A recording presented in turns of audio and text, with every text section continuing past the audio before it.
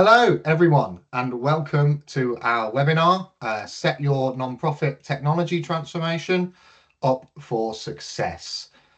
We've still got quite a few people joining, but we've got a lot of content to go through, so I will kick us off. So, first of all, it's great to be presenting to so many people. Thank you, everyone, for the response to this webinar. We really appreciate such a turnout of organizations, of job titles. When we put this webinar together in December, we weren't really expecting to get such a response. So a huge thank you to everyone who has signed up and is either joining us live or watching the recording in the future. So with that in mind, we just want to acknowledge at the top of the meeting, there's a lot of different skill sets on this call. There's fundraising directors, there's CIOs, there's change directors, IT managers. So we really want to focus on programs for change and not get too into the technical language. I will also call out there is the Q&A. We will be doing questions in between every section. So if you do have any questions, please make use of the Q&A. My name is Rob Meehan. I'm the Managing Director at Kerv Consult, and I'm really proud to be joined by Gous, who is Head of NFP Consulting at Kerv Digital. He's sat on the other side of the fence in your seat for many years, working directly in NFPs and NGOs. And I'm also joined by Harvey, our Head of Projects and Programs at Kerv Consult. And we're lucky at Kerv to already work with so many nonprofits in one form or another, either implementing solutions such as contact centers, CRM systems, or providing direct consultancy like we're talking about today. NFP and not-for-profits, charities remain at the heart of our values as an organization. I promise we won't spend too long talking about Kerv today, as there's lots and lots of program focused content to cover. But I did think it was important to just show our, first off, of course, show we are the trusted partner. I didn't realize that was a build on the animation.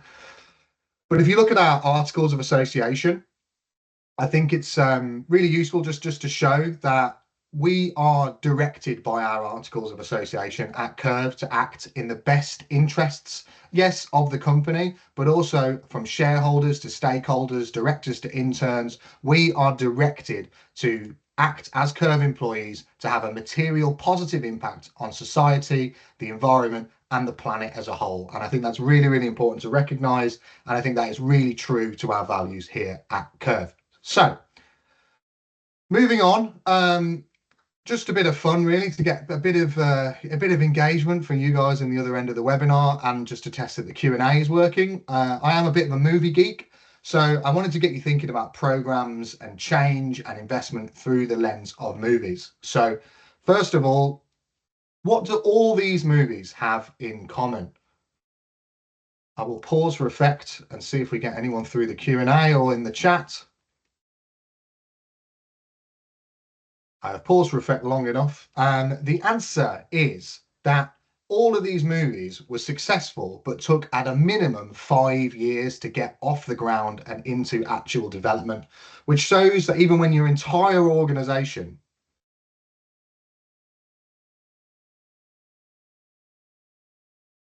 Oh, apologies. Can people see the movies? I can see some. Okay, I think I'm one behind. I'm getting some yeses and some no's, so I think they've come through. We've got some. Okay, I'm getting peppered by the chat. So these are successful movies that took at least 5 years to get off the ground. So the point here is a great idea is not always enough.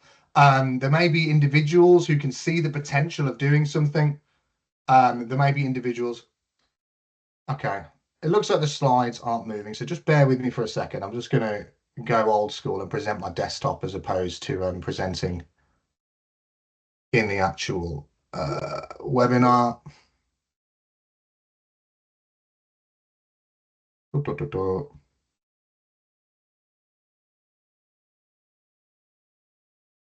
So here we go. Let me do it this way.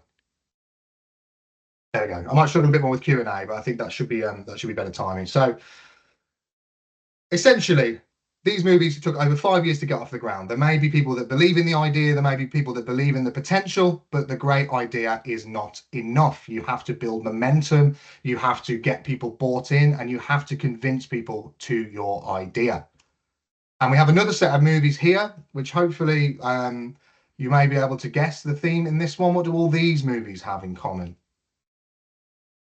The answer is, these are all, in my opinion, excellent films that are considered commercial failures. They may have a cult following now, they may be recognized as fantastic pieces of art, but none of them made the money that they were expected to make or their money back at the box office, which again shows you may have an amazing product, you may have an amazing solution, you may do everything right. Nobody sets out to make an unsuccessful film, and still, because of external factors, something doesn't quite line up.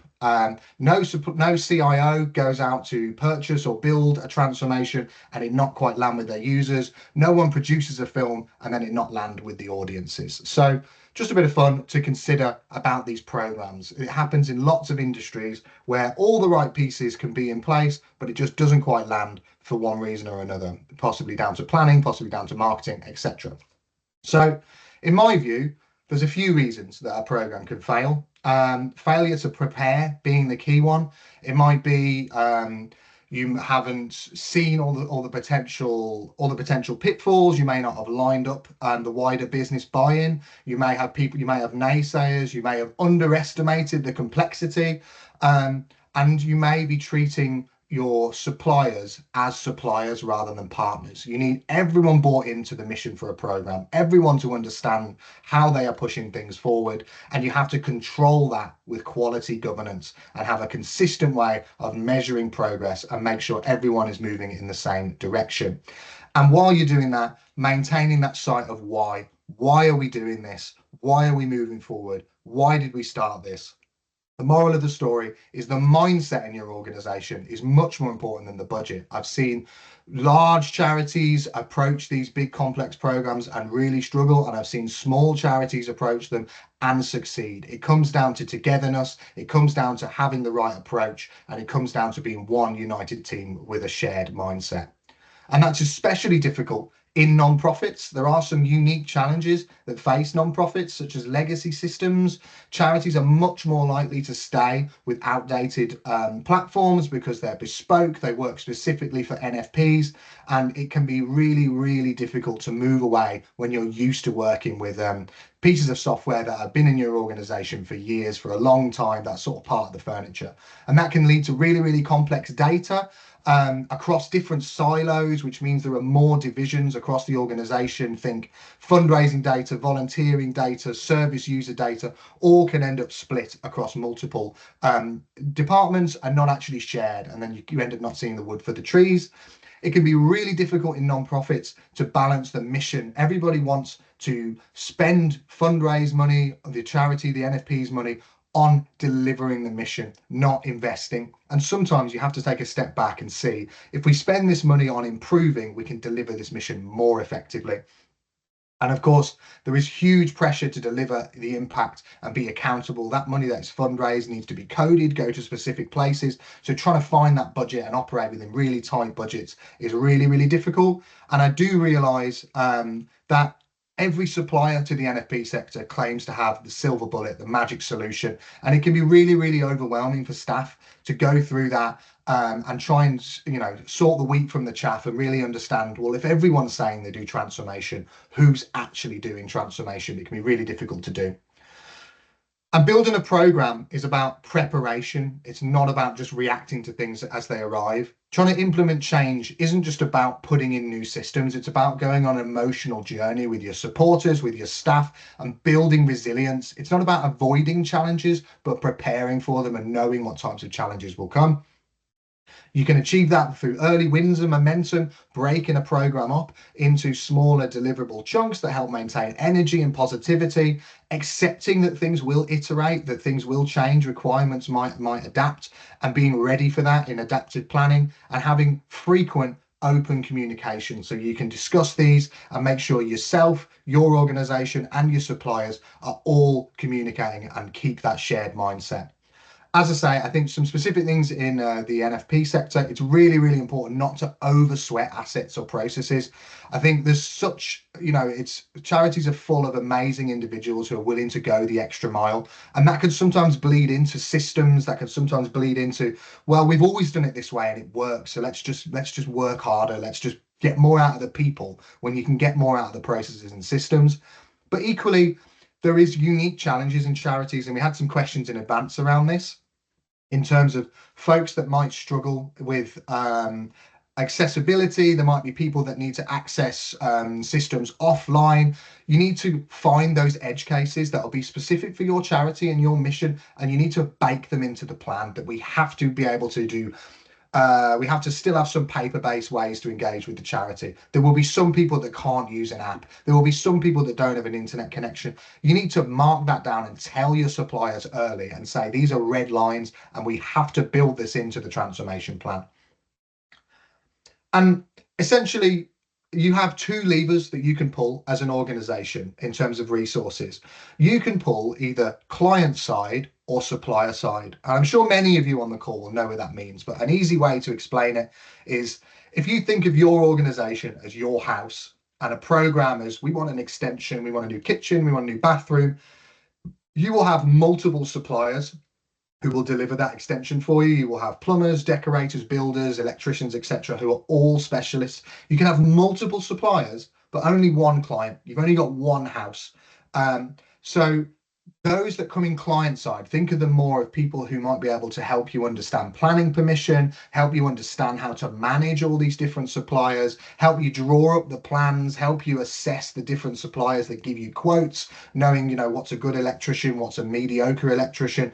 Having those skills client side can pay back huge amounts of dividends in terms of giving you better ROI, giving you better control, and making sure you maintain control over that change. And Kerv Consult actually only works client side. So we don't do the implementation, but we do the advisory services. We do build the documentation, and we essentially help organizations manage and deliver complicated change by offering advisory services and make those situations less complex by giving you access to the right experts for either short or long term, either ahead of the implementation, during the implementation, or actually after the implementation to make sure you get the most out of it.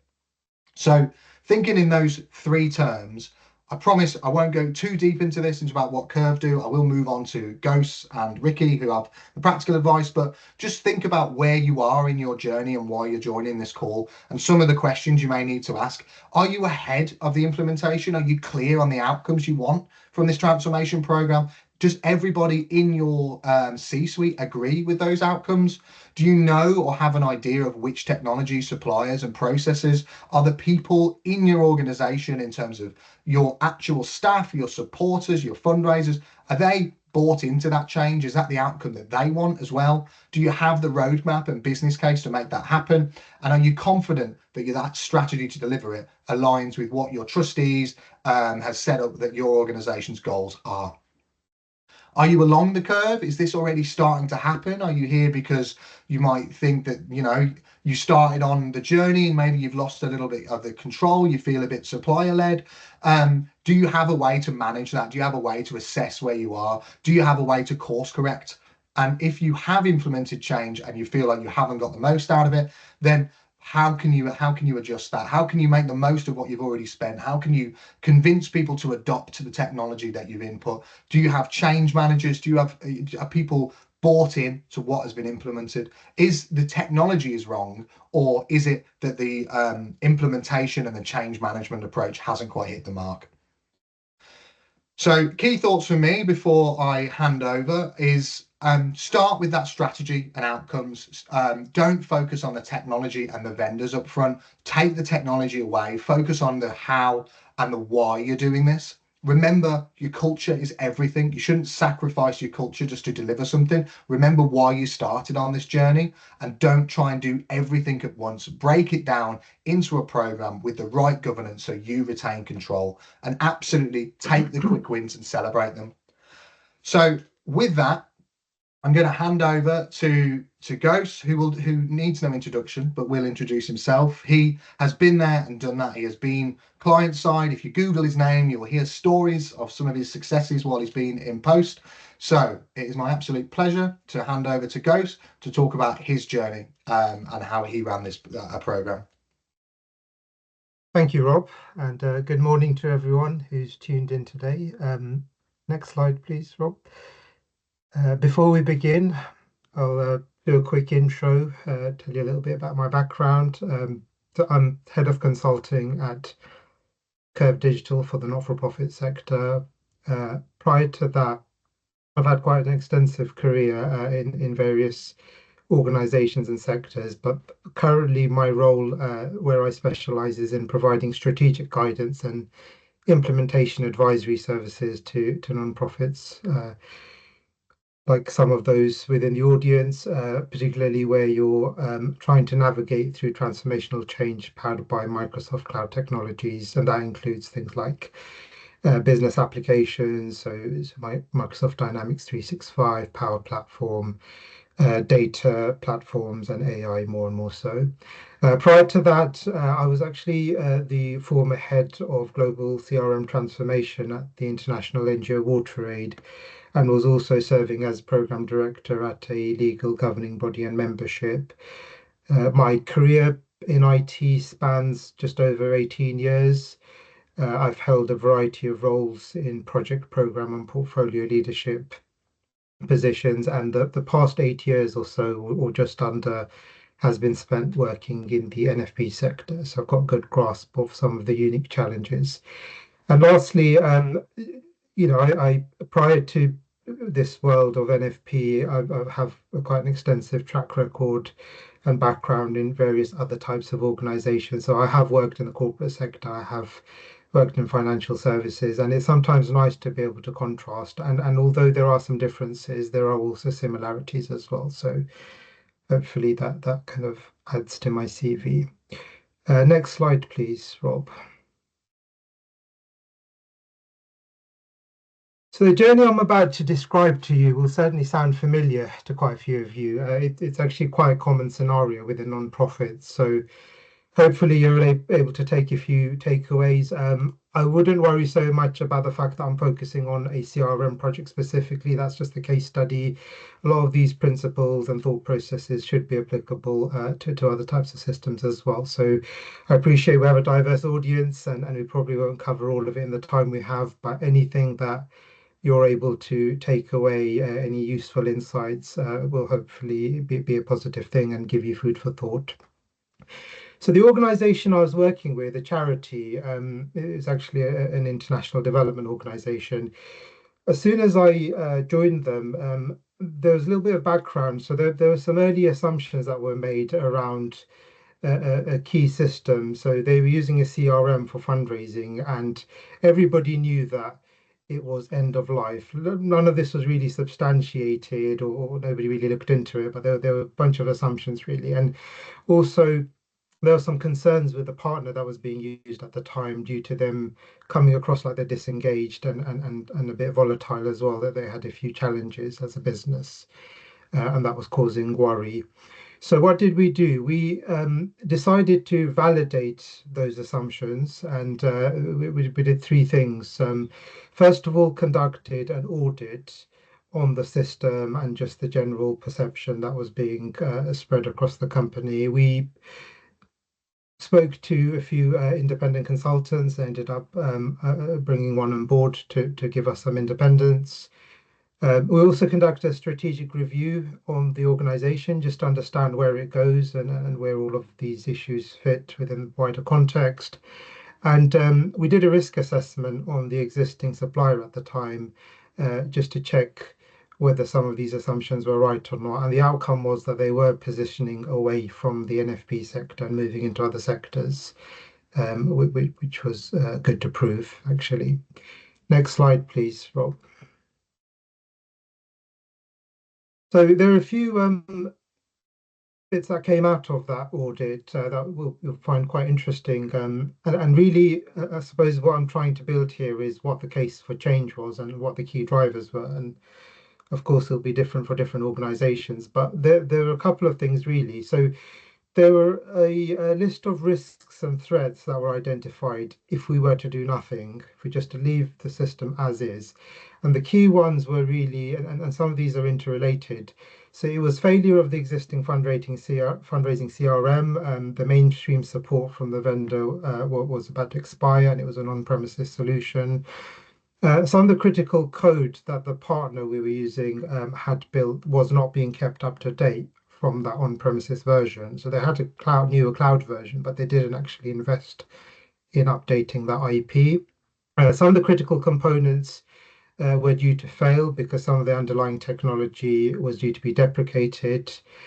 And without that CRM, some of the key income processes like direct debit management, gift aid, standing orders, and various other processes around those, they totally rely on the CRM operating and working successfully in order for them to be successful, just because they're so interlinked.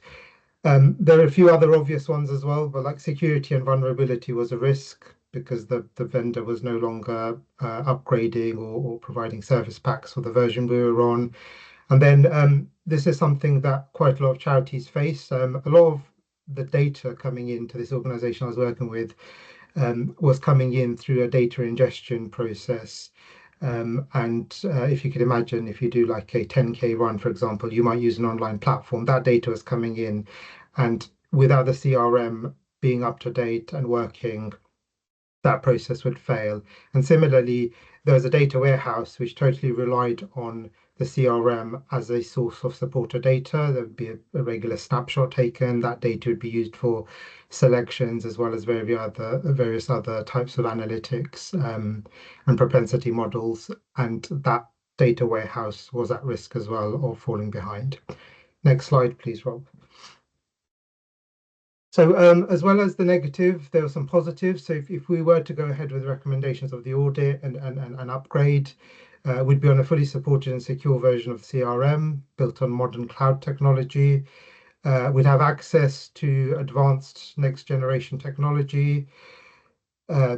We'd have increased self-sufficiency through a number of low-code tools that weren't really in existence back then, but were with new offerings. The next one's quite interesting. So vendor lock-in. This is something that was quite key because every time a change needed to take place, there's heavy reliance on that partner to make those changes for us. And this transition or this transformation would give us an opportunity to renegotiate and look at that as a principle. The next couple are quite obvious as well. So with cloud systems, there's likely to be a low infrastructure footprint, better resilience, improved user experience. That wasn't necessarily because of the new technology, but the opportunity to upgrade acted as a catalyst to be able to challenge usability and those sorts of topics. The organization I was working with, they were a global organization. They had a federation model. So actually implementing this in the UK provided a platform that could then potentially be used as a template for wider rollout. Continued interoperability with other third-party tools. Of course, CRMs don't sit in a vacuum on their own. They're part of a larger ecosystem, so that was important. And lastly, the opportunity to really leverage the investment made by the platform provider, which we'll talk about a little bit later. Next slide, please. So those are the findings, and I just want to go through what the response was following that. So next slide, please. So at that point in time, we realized we needed to do something, and we realized that it needed to be at a strategic level, even though initially that would probably manifest as a project to change systems. So we put together a high-level plan around building a program. Now, some of you will probably be familiar with this terminology, but just so we're on the same page, I just wanted to go through a few key definitions. But a program is typically defined as a group of related projects managed in a coordinated way to obtain benefits that otherwise and control that you probably wouldn't get if you were to manage those projects individually. And some of the key characteristics and benefits, although there are there are more, there's a much more extensive list, is that programs will typically contain groups of projects that share common goals. Often they're used as vehicles to deliver organization-wide transformational change. They enable organizations to align their change agenda and business strategies by taking that high helicopter view of the wider organizational context. It encourages an investment approach. This is one that don't often think about. So there's like the risk and reward factor for individual projects, but equally you can look at the aggregate outcomes. If you've got 20 projects in your program and 18 of them do exceptionally well and 2 of them don't, you could still look at the program overall as a success, depending on what your measures are. And reward doesn't always have to be measured in monetary terms. That's the other key thing. There are qualitative measures as well. Programs allow cross-allocation and better utilization of common project resources and that economies of scale. It encourages uniform practices and disciplined approach to managing change. It also improves cross-project communication and visibility, so you can create standards across a much bigger activity, and the individual projects don't have to have their own communication strategies.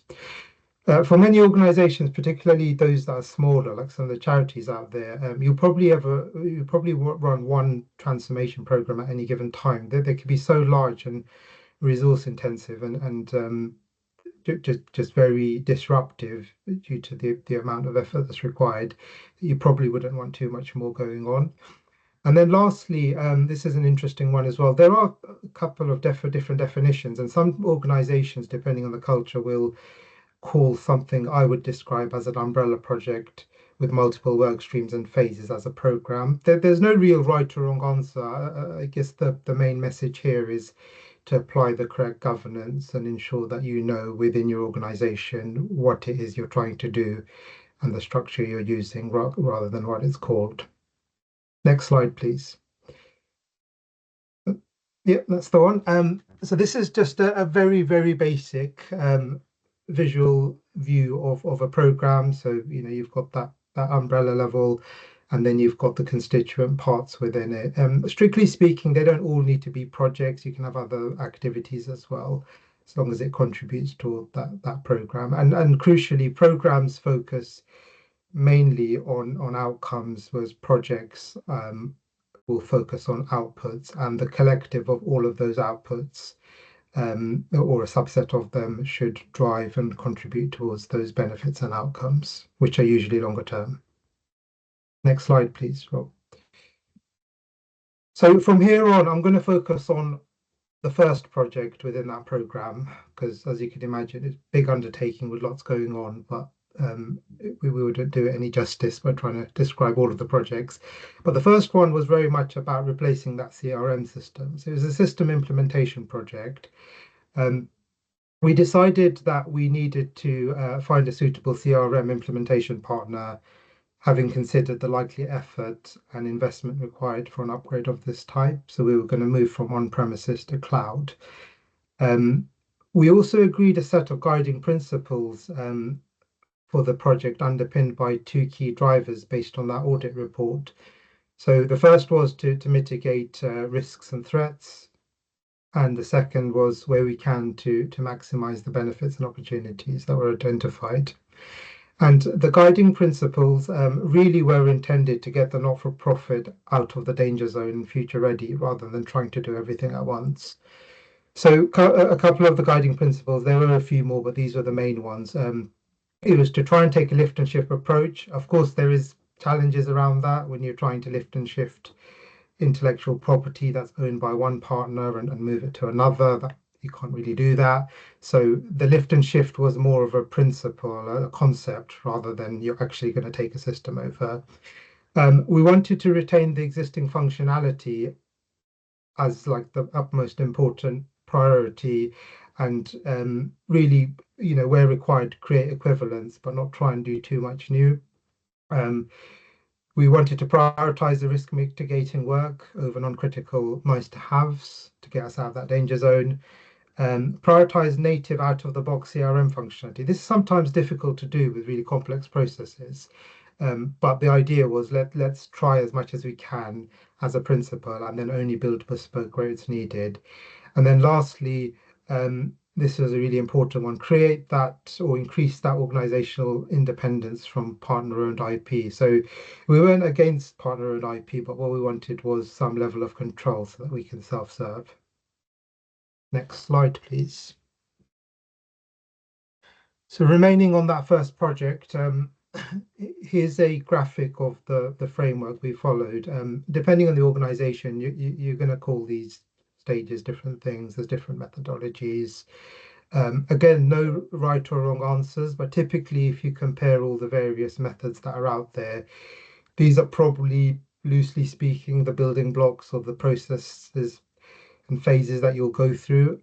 At the organization I was working with, we went for a hybrid approach. So we decided that project governance needed a lot of certainty and upfront planning. So that looks very waterfall to you. However, during the delivery phase where the build and testing and all of that good stuff happened, we actually followed an agile methodology. And the two can work hand in hand because one's a systems development methodology, agile, and one is actually more about that governance that I mentioned. And we took a very gated review so that at any point between phases, we're able to pause and reflect and possibly stop the project if that was needed, but it wasn't, thankfully. Next slide, please. So starting on those four processes and phases, we went through a feasibility exercise. So we completed a strategic alignment review to understand where the project fits in the wider context of the non-profit's objectives. We developed a business case to justify the project. So what are we doing and why? Those key questions. We did lots of preliminary analysis around the high-level business requirements and some of the options that we had, which again fed into that business case. Started to think about roles and responsibilities. And as part of that feasibility process, we started exploring partner options and kicked off a competitive tender process. Next slide, please. So going back to the key roles and responsibilities, we identified three key groups, really. The first was the project board, sometimes referred to as a steering committee or even a program board. That group really accountable for the business case and success or failure of the project. They help to direct and make key decisions, acting as an escalation point and providing resources and funds to the project. Project management team, like in most organizations, would be responsible for managing, carrying out the required day-to-day tasks within the constraints of time, budget, and quality. They had overall responsibility for the project outputs and making sure they're delivered. And the type of individuals and roles that we had within that project management team included a project manager, a business analyst slash product owner. Sometimes those are different roles. Sometimes the same person does the two. We had the same person. Different architects, depending on whether their focus is applications or data, other data specialists, and many others. The reason I put many others is it's a big project and there are way too many roles to list here.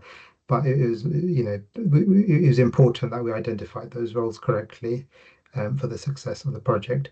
And then finally, process and technical subject matter experts. So these are the people on the ground that do the work, that interact with the systems and processes. These aren't the high-level decision makers or the steering groups or anything like that. So they would act as a source of knowledge, but because they're a expert source of knowledge on the day-to-day pain points and the requirements, they were very good individuals to have as resources when it came to doing user acceptance testing and training. And also they acted as project champions to support transition because there's lots of them and they have that proximity and influence around different groups of users, which one project manager sitting in the middle doesn't necessarily have. Next slide, please, Rob. So I mentioned also in feasibility that we went through a partner selection process. So this was quite a standard procurement process. We started off very wide. We spoke to 16 organizations. So these are CRM implementation partners. big, medium, small. It's important to mention that we did actually decide on the technology platform before we started the procurement process. We felt at the time it was good to do that so that all of the proposals would be like for like in terms of the technology, and we can base our judgment around some of the other indicators. But we went through a couple of processes. So we had a request for information, or RFI, where there were 5 partners. That was whittled down to 3 against a brief and a set of requirements. And then we selected a partner and went into contract negotiation. Next slide, please. So why did we choose the specific partner? There were several reasons, and these are probably some things to consider, really. And you're free to look at all sorts of different partners. I don't think that, these are quite universal, I think, and you'll probably have your own version if you're going through this process. But the organization and cultural fit, so the strategy investment plans of the provider, it was important that they shared similar values. We couldn't partner with somebody long term if they didn't share our values. The sector experience is really important. I won't read through all of these, but the solution and technology fit, so having a roadmap, delivery approach, so understanding of the methodologies that I mentioned earlier, the commercial model, value for money, and are there other commercial models such as offshore out there, and then the long-term support and BAU model as well, because this is going to be a long-term relationship. Next slide, please. So then we went into, after we chose a partner, we went into a discovery phase. So this was really designed to help us define the project scope, cost, and timelines. And there was a cost to undertaking this activity because it required specialist skills from the chosen partner. So these are some of the activities on the screen we went through. They're quite common. I think most partners will go through these, but it's really looking at the as is, recommending a solution, deriving a plan from that, and calculating a commercial framework based on all of that effort. It's probably just worth noting that the scope of the project did increase after the discovery exercise, which may not always be seen as a positive, but on the positive side, we were much better informed to be able to prioritize and make decisions because we had the detailed definition. Next slide, please. The delivery phase was the biggest of all of the phases. So again, we as an organization decided that we wanted to have more certainty up front. So we did actually do a detailed design. And then after that, it was fairly agile during build. We had 2-week iterations and sprints where the development took place. That was followed by user acceptance testing. Data migration, it sort of looks sequential here, but actually data migration sort of spans horizontally across. It started a lot earlier. And then lastly, the deployment stage where we went live and got users ready. Next slide, please. And then just to finalize the 4 steps that I mentioned, or the 4 phases, it's important for us to properly close down the project. So we identified anything that was outstanding, because there will be requirements that you don't deliver to, and we deferred those to internal support teams. Contractually, we moved with the implementation partner to support maintenance model. We formally closed down the project and held lessons learned meeting. I think that's really key, and started to realize those benefits and regularly review those benefits. Next slide, please. So some of the lessons at project level, there are a few things that went well. We managed, technical issues. There weren't too many. It was manageable. The system was really well received and the adoption levels are really high, and the critical processes, potentially the financial ones, ran smoothly. Challenges that we faced, we had to make a few last minute corrections to data, which meant our go live was postponed by a couple of days, and a change control process wasn't adhered to on the existing system strictly, which meant there were some changes being made to the old system that the new one didn't have. Luckily, there were small changes, but that's really one that caught us. Next slide, please. The key takeaways, just before I wrap up this section, I would highly recommend obtaining executive level buy-in. These are big undertakings. You need senior decision makers to be able to help, secure those resources and commitment from the organization. Don't underestimate how resource intensive these programs can be. They're very hungry for resources. Know why you're doing it and constantly remind people. So just constantly play back that business case, because there's nothing more off-putting than being halfway through a massive 1 or 2 year project and forgetting why you're here and why you're doing it. Don't bite off more than you could chew. Try and go for minimum viable. Start realizing there's benefits. Encourage a culture of continuous improvement. So encourage stakeholders not to throw everything into that first project because they're never going to have another chance. Explain to them that after you go live, you can continuously build on that. Take people through the journey, because if you don't have the adoption and people don't appreciate what you're doing and why you're doing it, um, technology on its own will just sit and gather dust. You need people to benefit from it. And then lastly, remember that you're doing good. These sorts of projects aren't always at the forefront of a lot of charitable organizations because they're not seen as the primary cause. But actually, you're supporting and making life easier and better for those people perhaps who are at the front dealing with the cause. So, try and trace it back and reward those who are involved and remind them that they're doing good. Next slide, please. And that's a wrap on that. So I don't know if Fab. you Thank you have any so much, questions, Rob. guys. Yeah, we've had a few.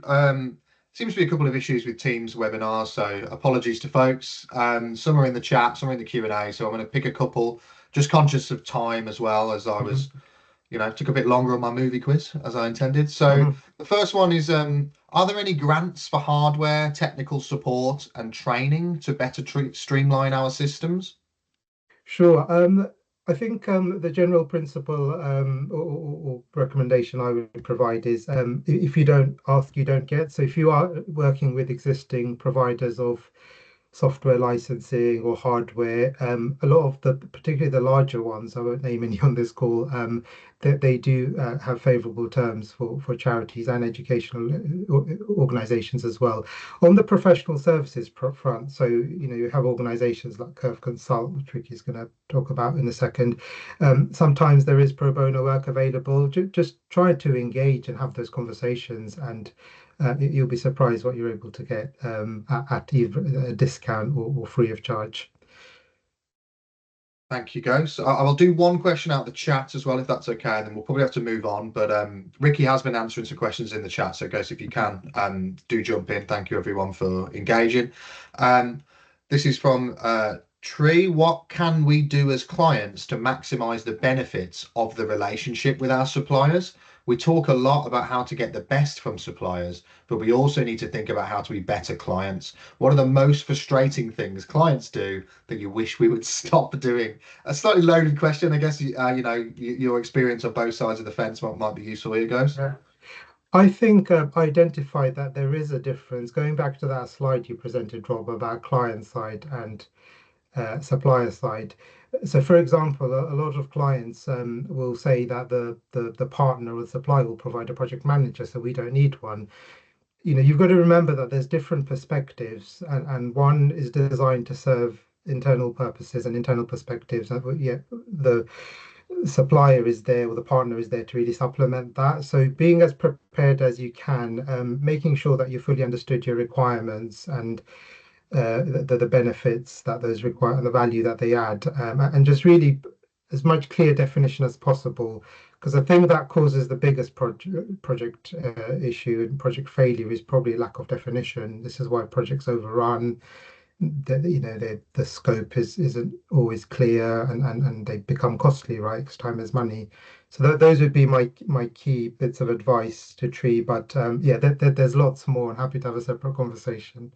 Big topic. Well, thank you, Gous. I will kick you off the stage for now, but yeah, thank you so much for sharing your experience. And I will bring up Ricky and move the slides on one. Apologies, Ricky, got a little bit less time than perhaps you were hoping, thanks to my theatrics, but I'll let you introduce yourself, mate. Very good. All right, thank you very much, and nice to be on the call. So Ricky Harvey, I'm the head of projects, programs and delivery at Kerv Consult. My background is actually military, and throughout my military career, I was always sort of managing project managers. So I'm not so much a project manager, but I'm somebody who has consistently managed project managers. And I spent some of my time working within capability development branch and overseeing three sort of large capability portfolios.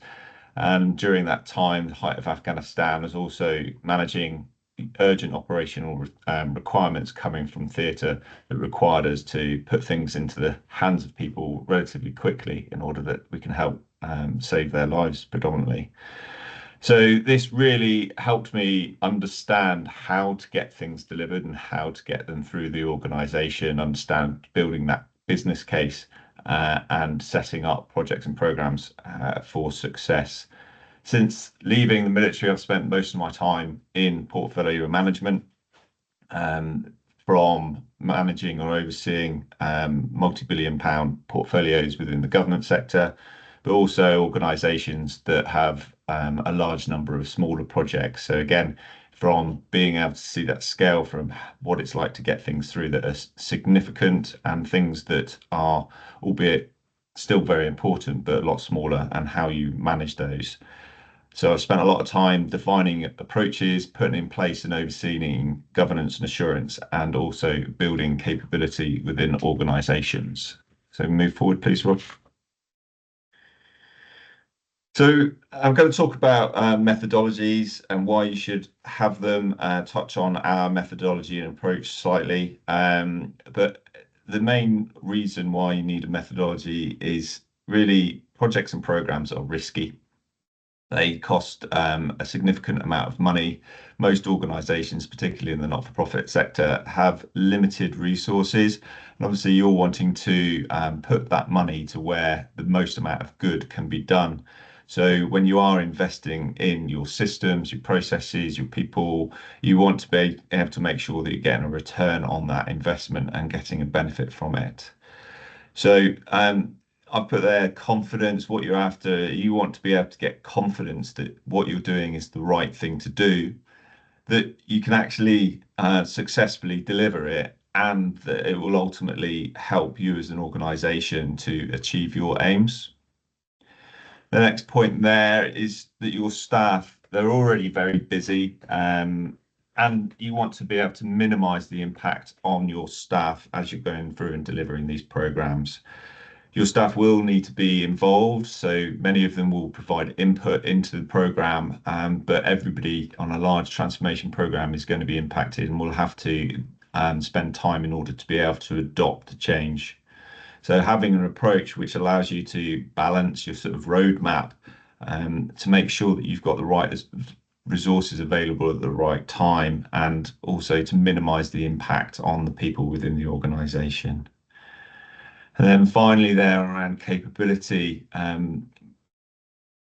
undergoing a large transformation program for many organizations, particularly in the not-for-profit sector, they're sort of not regular events. And so having people within the organization that know how to achieve that, it can be, not everybody's going to have those people. And even the leadership who may have undergone these sorts of changes within other organizations, they will all have a different perspective on how that needs to be delivered.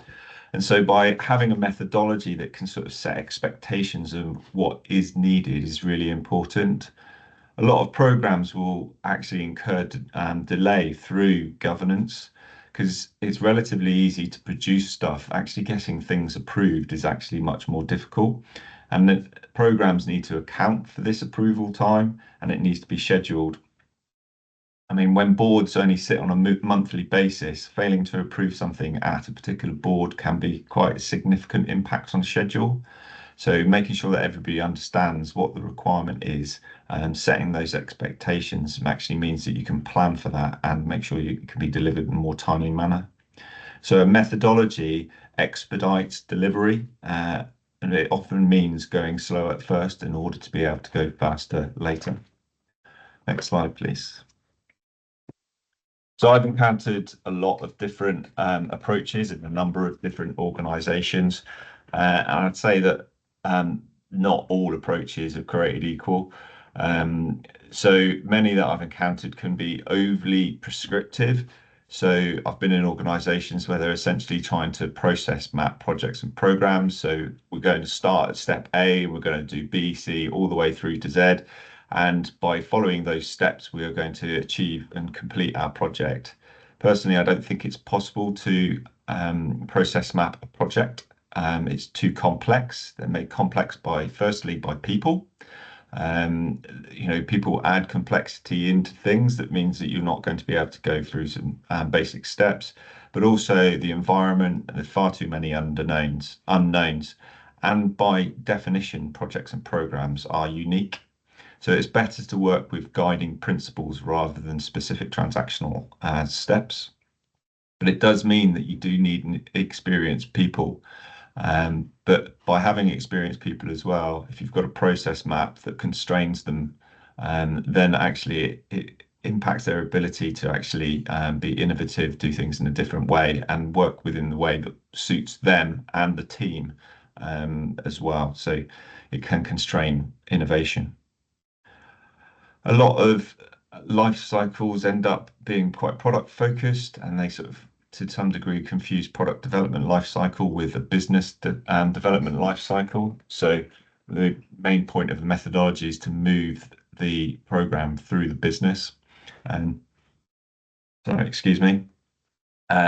so being able to make sure that it's elevated above an actual product. You don't want to be jumping to the solution too fast. You want to be looking at what needs to be achieved and how best to achieve it, rather than we want this functionality or this new silver bullet, this latest fad, or this new bit of tech that's going to save the world. What are you trying to achieve? And what can happen is we can end up jumping in blind and trying to go straight into delivery, trying to get things done rather than actually doing the thinking that's required up front. And in that, you end up having a disconnection from decision making. Been in organizations where the leaders were making decisions, and then there was a gating process in which the project managers were required to go through a quite laborious bureaucratic red tape process in order to be able to demonstrate the project is ready to move forward.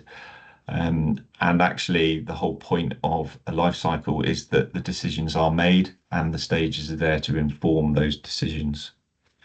Next, or build, please. So a good approach or methodology needs to be scalable. So it needs to be able to apply to a program project, no matter what scale of it is, the cost, the risk, or complexity. Processes don't allow for this. You end up having some projects and programs with too much scrutiny and some with not enough. Needs to look at the big picture, take a top-down approach, start with looking at your entire portfolio. Your entire portfolio should deliver your strategy, or as much of it as you can afford to do. And so you want to remove yourself from the technical solution and actually find out what's the best way of delivering your goals for the best value for money. You want to be able to take the entire organization and your senior stakeholders on a journey with you. So it needs to build up. A project can typically move much faster than an organization.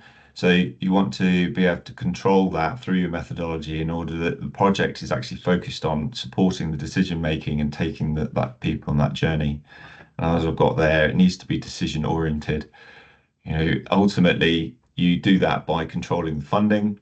So decision gates release funding, and those decisions are based on an understanding of what is going to be done and having confidence that it can be delivered, and being able to have demonstrable evidence that you have achieved what you said you were going to achieve to date. Okay, next slide, please. So build that, sorry. Thank you.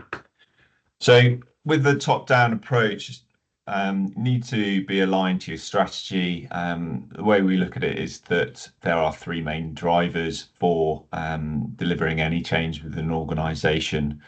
So the first one there is survival. You're going to be delivering change, because if you don't do it, then you as an organization are going to fail. This tends to be around operational effectiveness or efficiency. It's about what you are doing. Second one there, ambition. Where do you as an organization want to be?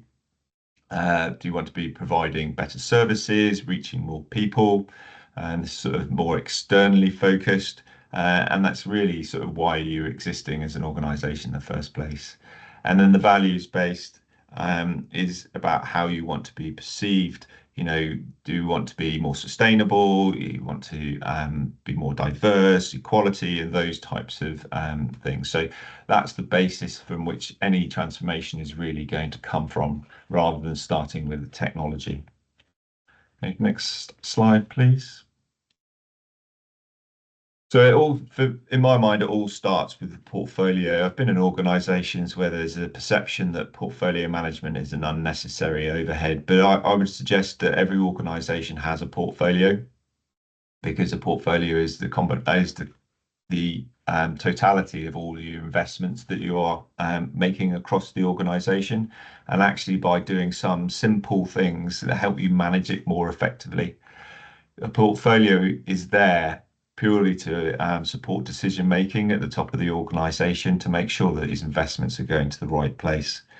So portfolios are benefits led, and so your decisions around whether to start or stop or continue a project or program is around whether or not it's going to be delivering the benefits. And all of your projects and programs collectively should piece together in order to be able to form your help you achieve your strategy. So just a point on benefits. A lot of people look at benefits and try and measure the benefit from where they are to where they want to be, but it's also important to understand the impact of not doing a change. So you actually measure your benefit from the point of, if you did nothing, it would be down here, and by doing this, it takes it up to here. Because ultimately, in many cases, if you've got a burning platform you need to get rid of, if you don't get off that platform, that's going to have a significant disbenefit. And so the change is that disbenefit plus the benefit. Programs are outcome based. Sorry, one last point on that is to look at your benefits should be aligned to your strategic objectives. What are you measuring around, or what are your aims around your strategic objectives? And those really are the basis of your benefits. Programs around outcomes. So those about measurable business improvements and sort of the performance indicators that you have in the organization, and how you're going to move the dial on those. And similarly, many of the benefits are realized after a program is closed. Many of the outcomes may be delivered after a project is closed. And then projects, they sort of deliver stuff. The focus tends to be on products and the quality of them, meeting requirements and testing quality against those requirements. Okay, thank you. Next slide, please. So this is a high-level view of our methodology for programs. Gous mentioned earlier that organizations may call large projects a program, and that there's no right or wrong answer in this. And I agree with him in the fact that I've encountered terminology where people are sort of using different terminology in different places.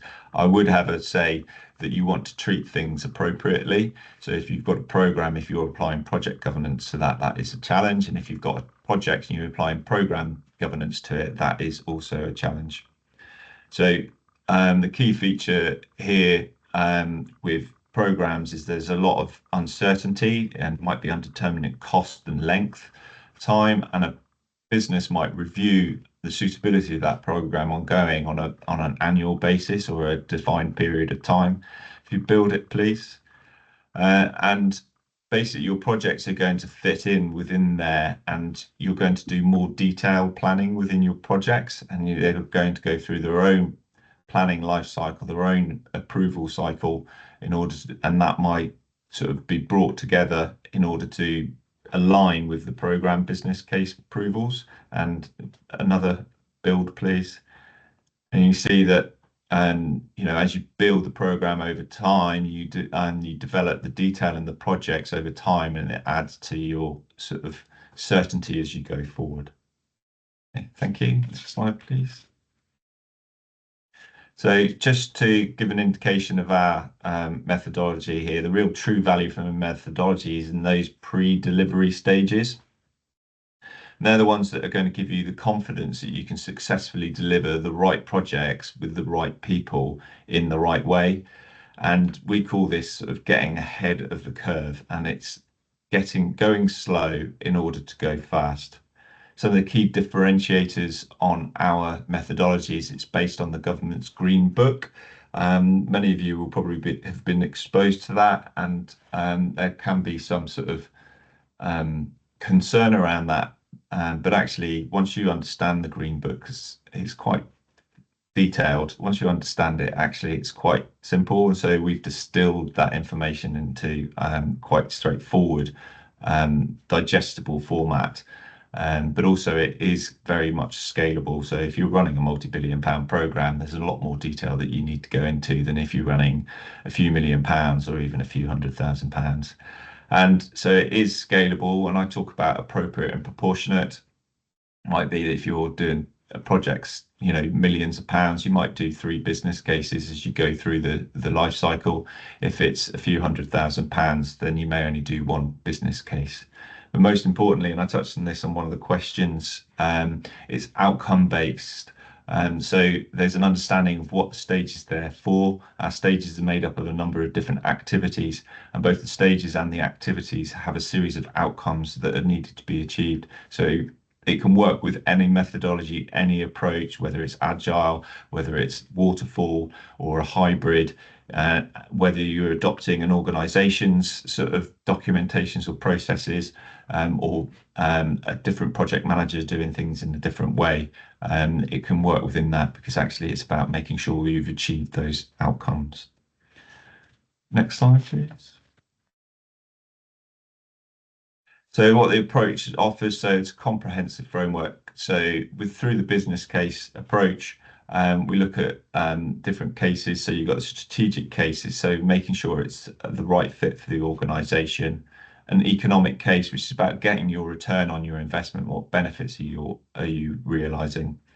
Financial, making sure it's affordable, not just now, but also in the future. Again, one of the questions touched on the fact that you may have continual improvement going on and training. It's making sure that you're looking at the full life costs, making sure that the project is securing that funding for future years.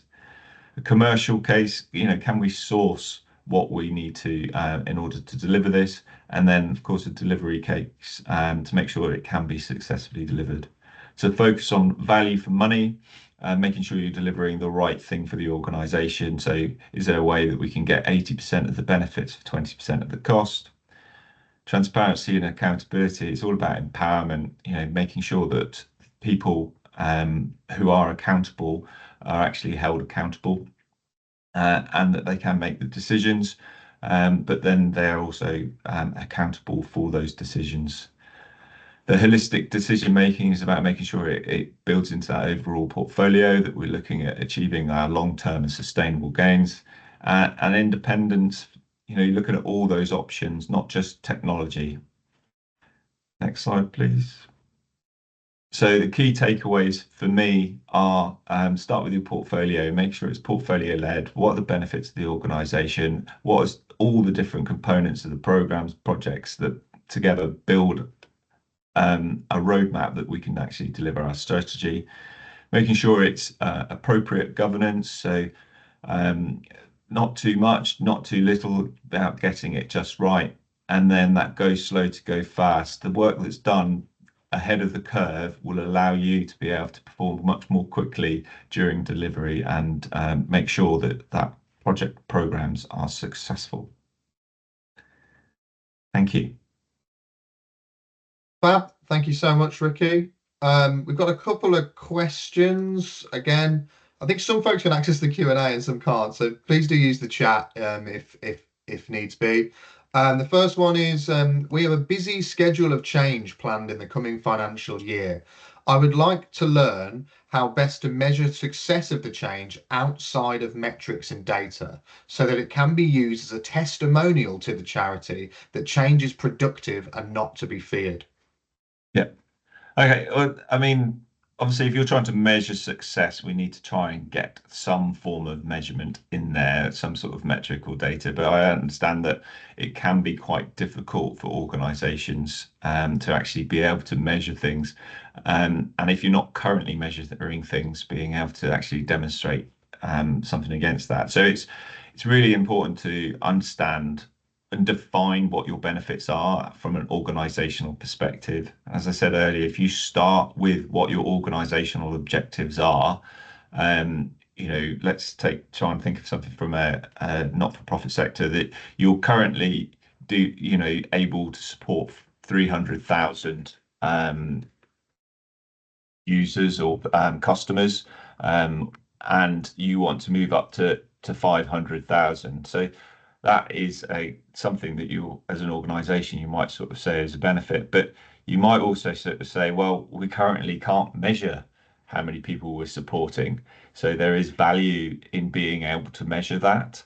And there is a thing within management of benefits to actually say, well, it is worth this amount of money for me to be able to achieve that thing. So let's say it's worth £1 million for me to be able to achieve that thing. So if it costs you £250,000 to achieve it, you've actually got a return on investment of 4 to 1. But if it costs you £2 million to deliver it, then obviously you've not achieved value for money. So it's just, you can be qualitative in it. You've just got to write that down and have that accepted and agreed upon as to how you're doing it. But you could also run surveys. So I've done it in the past where you just run a survey of how happy people are, and you run a survey at the beginning of the program, and then you run surveys throughout the program and at the end of the program. And after the program's closed, and you're measuring people's happiness can also be something that you do. I think that links to Katie's point in the chat saying demonstrating benefit to employee experience and engagement is just as important to as demonstrating to financial benefits back to the wider organization, which I think is very true. Yep. I've got 2 more slides to wrap up, and then I think we'll jump on the questions after that. Just as we've got a couple of bits and bobs that I'd like to just make people aware of. So I'm going to skip over this slide in the interest of time. Essentially, hopefully this has been useful for you guys. You know, there are lots and lots of complexity in not-for-profits around different data sets, around regulatory requirements, and you may be thinking in change in terms of how you communicate to supporters, how you do your fundraising, how you do volunteering, how you deliver your mission, how you support your IT, how you support your back office systems. The important thing is, don't try and do everything at once, and really focus on that client side resourcing. Do you have the capability and the capacity and the governance to manage multiple changes at once, or are you better breaking that up into chunks, as we have discussed? So I guess some of the next steps, it wouldn't be a webinar without someone like me, slinging some follow-up options your way. Obviously, no pressure. If we just start left to right, I think, again, it depends where you are in your journey. If you are at the very start and this is a program that you might want to set up soon, that we do have an option. If you want to have a consultation with Ricky and Gous, more than happy to have a free one-to-one phone call, no obligation, give you some advice, understand what you're going through. If you'd rather do that as a workshop and do it on site, it is very small cost covering. We would do just to, so Ricky can afford to have his lunch and Gous can get a taxi down, that sort of stuff. If you already have a program approved and you more want to avoid the common pitfalls and you want to make sure you do have an outcome-driven program and a portfolio that measures the benefits, we can have a discussion about that as well. And again, if you fancy a free conversation, we're happy to do that remotely, jump on for an hour, just give you some advice. And again, if you want to move that more into a workshop with some specific outcomes, we can do that as well. Do a bit of fact finding, understand what your current methodology looks like, and leave with some actionable documentation from a 1 or 2 day session. And finally, if you do have a program in flight, so if you're along on the right, we are going to run a follow-up to this webinar in March called Managing Change in Nonprofits. So that's more about the technology implementation is either going to happen or is happening. How do you ensure the success and the adoption of that? So we'll be in touch about that. And if it is something that you are looking to do, again, we can do a health check of your program in flight. We can do a health check of the solution, but no pressure either way. I feel I'm ruining the hearty discussion by doing my little bit at the end. But if anybody is interested in any of these, please do get in touch. We'd more than love to have a conversation with you. As you said, more than happy to give some free time to help steer you guys in the right direction. So let's jump into some final questions. I think the first one that came through was, how do you address the challenge of moving forward in digital provision against the criticism that there is digital exclusion when a large number of supporters can't get online? So I'll start with that. I have brought Ricky and Gous on, so feel free to jump in, guys. For me, I think it goes back to a little bit of what I was saying earlier. There will be some red lines and some edge cases in your charity.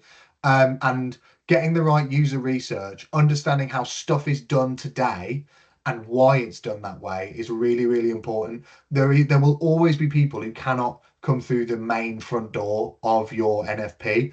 And what is important is understanding where they go now, why they do it that way, and what processes you need to protect. You can still modernize the way these things are done and pull that data into the system in the back end, but there is identifying what those cases are through user research, through documenting it, and speaking to the people that are on the ground delivering it now is really, really what's important there. Gous, do you have any thoughts on that? What do I mute there? No, I think that's all right. And I guess the point I'd make is, just because you're going through a digital journey doesn't mean you totally throw away analog. If there are stakeholders, supporters, whoever they may be that you're dealing with who haven't gone on that journey yet, try to understand where they are in the journey and try to interface the processes that they'd be comfortable with, and create that hybrid approach. Because over time, things will become more digital, but it's a bit like changing to electric cars, right? It doesn't happen immediately. You might have that kind of middle ground. So I don't think it has to be one thing or the other. I think it's really understanding who your audience is and catering for them based on their needs, more so than just what you want to do as an organization. Fab. I'll move on to another question. We've had one I was from just going to Harvey. say, can I just contribute to that? So I worked at Office for National Statistics, and the largest program within that portfolio was the census, which you will have all completed in 2021. And they were digitizing it. And obviously one of the big considerations was around those people who didn't have the ability to. So it was a big sort of work stream within it to ensure that actually they could provide people the support that was needed. So it just needs consideration, captured as a requirement, and then managed all the way through. Sorry, Ricky, I was right. speeding along to get some of the questions answered. So this is from Holly. Are there any ways that collaborations between the public, private, and voluntary sectors could improve processes or support some of these portfolio-led approaches? Obviously, both of you guys have worked in multiple sectors, in the private sector, in the NFP space, in the public sector space as well. I guess my 2 cents is there is lots of cross-pollination, and learning what other sectors do well is really, really important. I think the public sector is brilliant at doing that client side staffing up of experts, but that's because they have the budget to do that. Whereas perhaps in NFP it's not as available. Ricky, I heard a little noise from you. Yeah, I asked for a little bit more context, but they've unfortunately had to drop. So I sort of use a lot of stuff from government best practice because I've spent a lot of time in government, both as a civil servant, but also in the military, which is slightly different. But there's a lot of money has been spent on developing the government's approaches, and that money has been spent on collaboration with the private sector, and many of the not-for-profit organisations also are on frameworks that are government, Crown commercial frameworks and those sorts of things. So there is a lot of cross-pollination of ideas and views that have come to build those.